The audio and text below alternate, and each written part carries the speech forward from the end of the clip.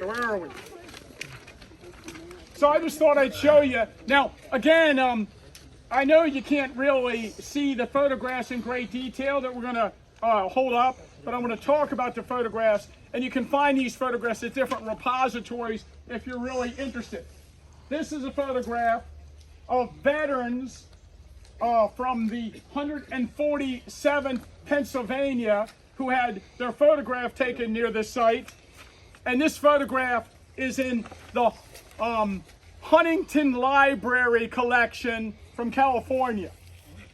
Is Pat here, for instance? No, he was earlier. I'll tell him you mentioned it. Okay, because he loves that place. But this photograph is from their collection online, and it's some veterans sitting near the rocks where they fought. And if you come out here with this photograph, these rocks are just right back here, and they're sitting just right over there on those rocks, which I find just fascinating. And again, you know, I didn't know where these rocks were located when I got that photograph. I just came out and looked for the rocks, and they were right here. And I think it bears mentioning that while Tim can be a mountain of conceit, we're not trying to say this stuff like we're special. What we're trying to say is that you all can find your favorite pictures and take them out to the battlefield. It's easier than it's ever been on your phone or to make a simple print at home, and then come out and find them. Even if somebody else has found it before, you trying to go on that journey is worthwhile, and I think you'll find it satisfying and interesting. Yeah. If you take a monument and you get all the photographs you can of the monument, like the dedication ceremony or groups of veterans near the monument, read articles about it, come out to the site, you can learn a lot about the unit during the battle. Yes. And here's an article from, I think it's from a Snyder County newspaper. Company G is from Snyder County, Pennsylvania. Do you see there's a marker back here to Company G, 147th? That marker was placed here in 1882. A really early monument. And while Tim reads, I'll show you a picture of one of the flank markers of this unit, which is kind of cool because it matches the main one. Okay.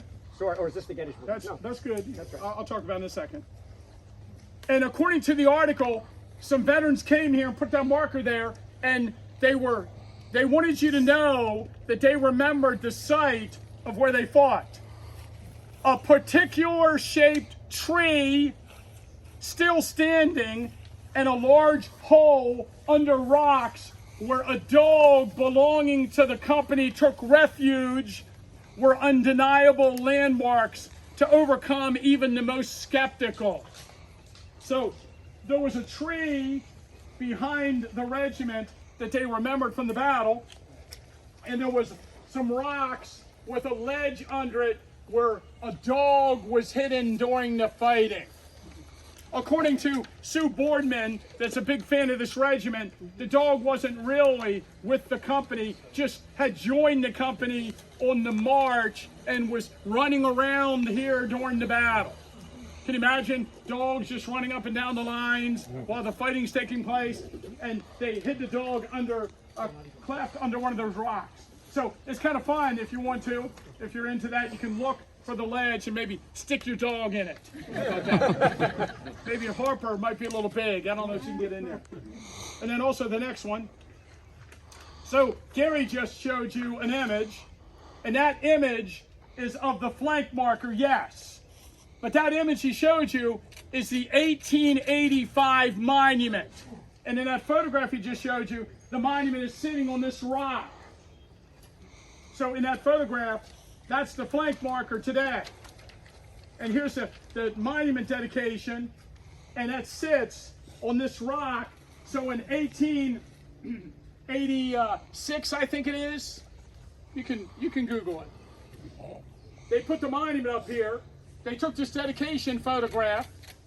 But then in 1888, the state of Pennsylvania gave money to all the units that were involved in the battle, the regimental associations. They put up a new monument on the rock. They cut the rock down, put the new monument here, and then that monument that he just showed you was moved down and now is the left flank marker. At the same time as the original marker, they actually put a marker on Little Round Top. marking the position of that unit on the evening of July 1st. And we mentioned yesterday, that's one of the reasons we know where Garry's division was located on Little Round Top, and thereby know where Sickles is supposed to occupy the position that he didn't occupy. And there's a next one is a close-up. Oh, yeah, could pass that one. Go past that one. Yeah. Now here is a detail behind that group that Garry just showed you, and it actually shows two kids on a tree, and this is the particular tree up on the hill that's no longer there, that they remembered was there at the time of the battle. And it's interesting, we have kids sitting on this weird tree in this photograph, for those of you who can't see it. But then go to the next one, because the veterans came back, and at the Library of Congress, we have this image where veterans of the 147th are sitting on that same tree that stood right up here behind us. The particular tree. I found this image at the Library of Congress. I made a copy, gave it to Sue Boardman. She totally flipped out. She loves this image, the veterans in the tree. And she's, if you know Sue Boardman, she's really, really into that, that image. And then after that, I'll let Garry share that one. It's very particular. Okay, There's a photograph. The next photograph is a photograph of a rock. And that rock is right up there. The one with the plaque on it? And it has a plaque on it today. The plaque is put there by the 5th Ohio Infantry. And what's it say? Something like, keep the colors up. But we don't know when that plaque was put on those. I don't know off the top of my head. I don't know. But we have a photograph, are you showing that now? Yep. Of that rock with veterans of the 147th Pennsylvania in front of that rock. And the basic story is, right up here behind us is the Spangler Farm Lane. And the Spangler Farm Lane goes over to the Baltimore Turnpike. And the Henry Spangler house is still over there. It's the old looking stone and log house across from near the entrance to the Gettysburg National Military Park Visitor Center. And the Spangler Farm Lane led up to Baltimore Pike. And all the troops that left Culp's Hill, when they were ordered off, returned to Culp's Hill by using this farm lane. Maybe not Colgrove's men, who probably came just across the fields into the area on the other side of the spring, but Candy's brigade, you know, Candy, Kane, and Green, or Green, Candy, Kane. When you memorize your order of battle, Tim told me this earlier. Do Caldwell's brigade and Geary's brigade. Candy, Kane, and Green. Cross Kelly, Zook, and Brook. They're the easiest ones to remember. I don't know why I said that, Joe. I don't remember why I was into the Green. Well, it was very influential to me. So Candy's brigade, Charles Candy, came in on the evening, late hours of July 2nd. They returned to Culp's Hill, but by the time they had returned, the fighting had died out, and the Southern Army had possession of the entrenchments. Now, think about this. These men had built these entrenchments against a possible Southern attack on the morning and afternoon of July 2nd. They left this area, and they're coming back, and now the Southern Army has their entrenchments, and they're going to move back into position, and they can't because the Southern Army's over there. And there were a couple encounters in this late evening, early morning, July 3rd meeting between these troops advancing and the Southerners over there. And so they pulled back to this area of the farm lane, the 5th Ohio Infantry and the 147th Pennsylvania right here. And then mid-morning on July 3rd, Stewart's brigade launched an assault up over that rise of ground, across this ground towards them, and they got shot to pieces by the troops here and troops above them on the farm lane firing over their heads. And they, this attack on the mid-morning of July 3rd by the Southern Army against this position was a failure. I think one of the most interesting accounts you read in this fight, well, there's two things that people mention a lot in their post-war writings. One of them is the Maryland Confederate Infantry has a dog. Rufus. According to some accounts, the dog's name is Grace. But I'm not sure if that's a more modern, made-up name for the dog. But the dog is killed leading the charge. So obviously not this dog, but he's killed leading the charge.